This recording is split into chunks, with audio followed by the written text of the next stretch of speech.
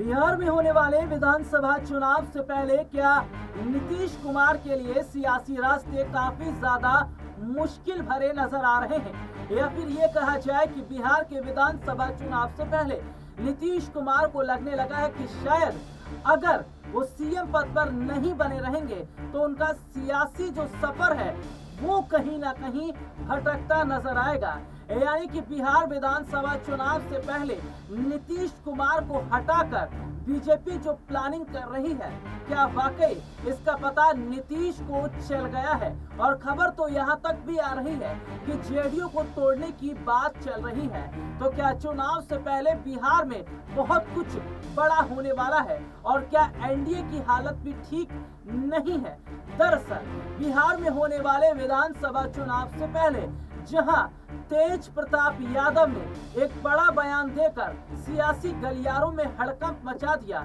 जिसमें उन्होंने कहा कि बिहार को नया सीएम मिलने जा रहा है। इसके साथ ही साथ जो रील उन्होंने बनाई है और जो रील वायरल हो रही है, उसके बाद में ये देखा जा रहा है कि क्या वाकई आरजेडी बिहार में कुछ बड़ा करने की फिराक में है। इतना ही नहीं, एक और वीडियो सामने आता है तेज प्रताप यादव का, जिसमें वो खुद सारथी बनते नजर आते हैं। जी हाँ, दरअसल अपने दर्शकों को बता दें कि एक वीडियो जिसमें सामने आया कि खुद कार की ड्राइविंग सीट पर तेज प्रताप यादव बैठते हैं और बगल में छोटे भाई रहते हैं और तेज प्रताप यादव ये कहते हैं कि चाबी लाइए चाबी, अब हम स्टीयरिंग को संभालेंगे। यानी कि अपने दर्शकों को ये बता दें कि ये कहा जा रहा है कि महाभारत में जिस तरीके से भगवान श्री कृष्ण ने जी हाँ सारथी बनकर अर्जुन को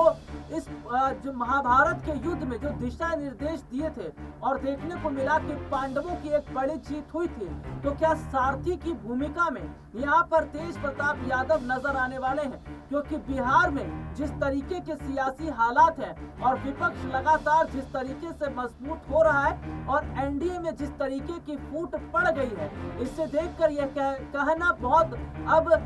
आसान भी लग रहा है कि शायद एनडीए के लिए हालात बिहार विधानसभा चुनाव से पहले ठीक नहीं है। तो वहीं दूसरी तरफ ये भी खबर सामने आ रही है कि एनडीए के सहयोगी दल अगर एनडीए का साथ छोड़ देते हैं तो क्या वाकई भारतीय जनता पार्टी को बिहार में बहुत बड़ा झटका लगेगा? देखिए, सीधे तौर पर देखा जा रहा है कि जिस तरीके से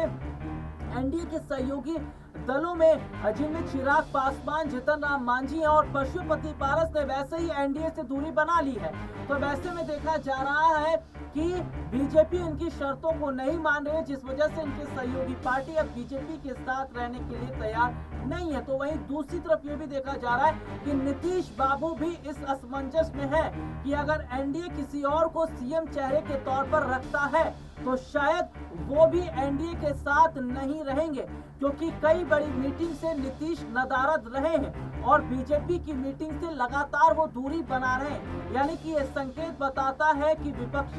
की एनडीए के सहयोगी दलों में एक दल नीतीश कुमार का यानी कि जेडीयू भी है, जो कि बीजेपी को झटका देने की तैयारी कर रहा है। हालांकि ये तो आने वाले वक्त में जरूर देखना होगा कि क्या एनडीए बिहार का विधानसभा चुनाव मिलकर साथ लड़ेगा या नहीं। लेकिन एक बात तो तय है कि एनडीए के सहयोगी पार्टियों ने जिस तरीके से बीजेपी को आंख दिखाना शुरू कर दिया है, इससे ये साफ पता चलता है कि बीजेपी की दाल बिहार में अब नहीं गलने वाली है। और अगर बीजेपी यहाँ पर तामझाम करती है तो एक मिनट नहीं लगेगा जीतन राम मांझी को केंद्रीय मंत्री पद छोड़ते हुए, क्योंकि खुद जीतन राम मांझी ने यह कह दिया है कि वो केंद्रीय पद भी छोड़ देंगे, यानी मंत्री पद छोड़ देंगे, और ये बात चिराग पासवान पहले ही कह चुके हैं। तो वैसे में देखा जा रहा है कि क्या एक बड़ी गलती बीजेपी की और क्या पूरा एनडीए का जो किला है वो ढहता नजर आएगा। हालांकि ये भी खबर सामने आ रही है कि जेडीयू को तोड़ने की भी कोशिश हो रही है, यानी कि विधायकों को बांटने की कोशिश हो रही है ताकि नीतीश कुमार की ताकत को कम किया जा सके। अब इसमें कितनी कामयाब होगी भारतीय जनता पार्टी या उनके सहयोगी, ये तो वक्त बताएगा। लेकिन क्या वाकई बिहार का चुनाव नीतीश के लिए भी फिलहाल ठीक दिखता नजर नहीं आ रहा है। आज के लिए इतना ही, आपसे फिर दोबारा मुलाकात होगी, तब तक के लिए इजाजत दीजिए, नमस्कार।